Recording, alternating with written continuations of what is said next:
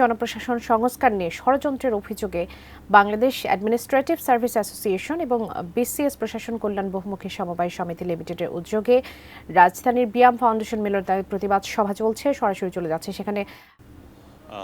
ধন্যবাদ আপনাকে। আপনি নিশ্চয়ই জানেন যে অন্তর্বর্তীকালীন সরকার দায়িত্ব নেওয়ার পর জনপ্রশাসন সংস্কার কমিশন নামে একটি কমিশন গঠন করছে, যেখানে সাবেক সচিব আব্দুল মুহিত চৌধুরীকে প্রধান করা হয়েছে।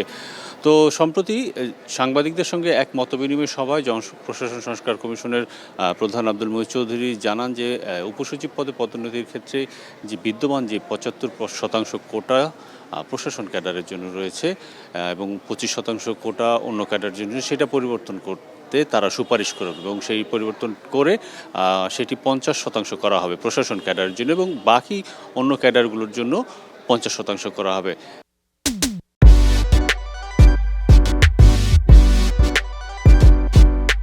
এরপর থেকে আসলে কিন্তু এই প্রশাসন ক্যাডারের পক্ষ থেকে প্রতিবাদ জানানো হচ্ছে এবং এই প্রতিবাদের অংশ হিসেবেই আজকে বিএম ফাউন্ডেশন মিলনায়তনে প্রশাসন ক্যাডারের কর্মকর্তারা তারা একটি প্রতিবাদ সমাবেশ সভা করলো এবং কিছুক্ষণ আগেই সেই সভাটি শেষ হয়েছে। এই সভায় বর্তমান এবং সাবেক কর্মকর্তারা প্রশাসন ক্যাডারের তারা কথা বলেছেন এবং তারা এই যে সংস্কার কমিশনের যে সুপারিশের সিদ্ধান্ত, সেই সিদ্ধান্তের প্রতিবাদ জানিয়েছেন।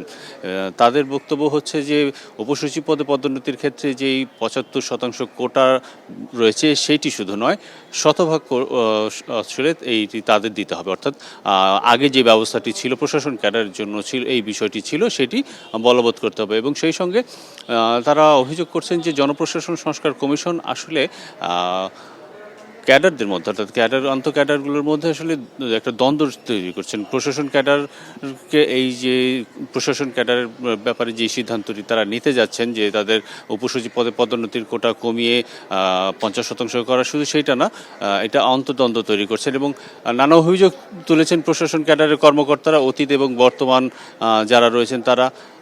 সবশেষে প্রশাসন ক্যাডারের কর্মকর্তাদের পক্ষ থেকে দাবি জানানো হয়েছে সংস্কার কমিশনের প্রধান যিনি রয়েছেন আব্দুল মুহিত চৌধুরী সহ পদত্যাগ দাবি করা হয়েছে এবং সেই জন্য 48 ঘন্টার একটি আলটিমেটাম দিয়েছেন একজন কর্মকর্তা।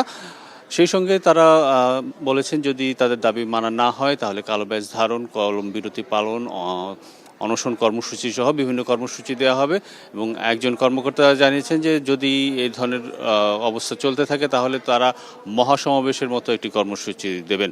এবং পরবর্তীতে আমরা যেটি প্রশাসন ক্যাডার কর্মকর্তারা যে সংগঠন রয়েছে সেই সংগঠন তারা সংস্কার কমিশনের সাথেও বৈঠক করবেন।